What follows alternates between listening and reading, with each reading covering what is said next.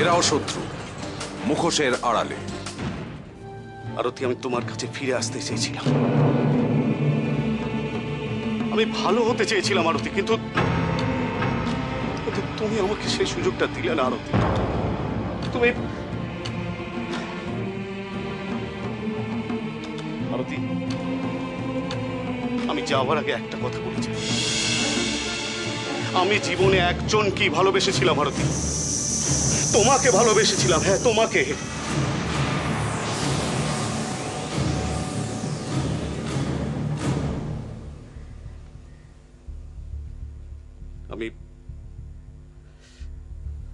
আমি যাচ্ছি আরতি, তুমি বাবলাকে একটু দেখো, তুমি ভালো থেকো, ভালো থেকো।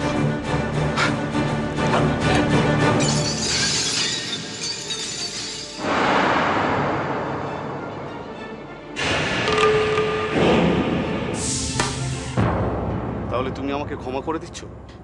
না সম্ভব, আমি তোমাকে ক্ষমা করিনি আর কোনোদিন করব না। তোমাকে এখন অনেক যন্ত্রণা সহ্য করতে হবে, বুঝেছো? আমার স্বামী সম্বিত মুখার্জিকে আমি সেদিনই মেরে ফেলেছিলাম, যেদিন ওই চিঠিটা পেয়েছিলাম। তুমি মরে গেছো আমার কাছে, কিন্তু বাবলার বাবা সম্বিত মুখার্জিকে আমি মরতে দেব না। না, তোমাকে বাঁচতে হবে, শুধুমাত্র বাবলার জন্য, বাবলার দায়িত্বের জন্য তোমাকে বাঁচতে হবে। তুমি বিশ্বাস করো, আজকে যদি বাবলা আমাদের মধ্যে না থাকতো, তাহলে ওই অ্যাসিড খাওয়াটা থেকে না তোমাকে আমি আটকাতাম।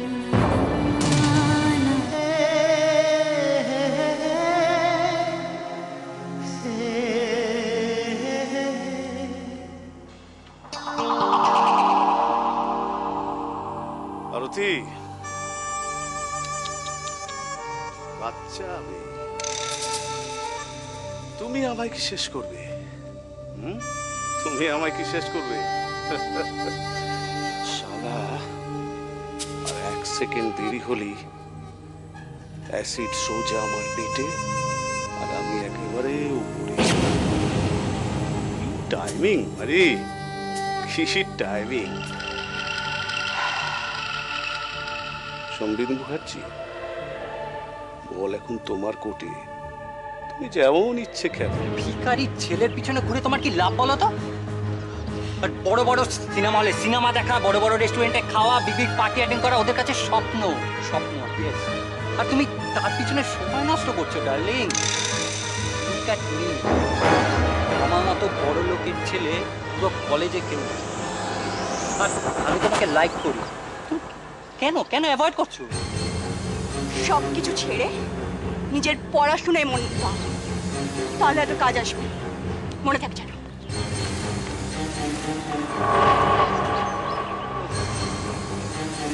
এর জন্যই না আমার এই মেয়েটাকে এত বেশি ভালো লাগে। আচ্ছা, তুমি এখন আমাকে আদালত দেখাচ্ছ? আমাদের দুজনকে তুমি আদালতে টানবে, তাই তো? না বউ, আমি চাই যে শেষদা ওই মেয়েটার থেকে যা জানিয়েছে ওকে ফিরিয়ে দিয়ে ওর কাছে ক্ষমা প্রার্থনা করুক, আর বলুক যে জীবনে আর কোনোদিনও এই কাজ করবে না। তোমরাও সুখে থাকো আর ওই মেয়েটাও সুখে থাকো। থাক, আমাদের সুখের কথা আর তোমায় ভাবতে হবে না। মেয়েটাকে নিয়ে অনেক দালালি করেছো, আর নয়। তুমি কতটা বদলে গেছো বলতে।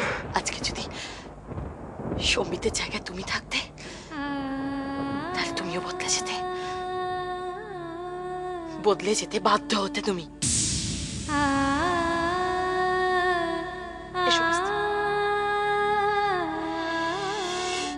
আমি বদলাতাম না বৌদি, বদলাতাম না।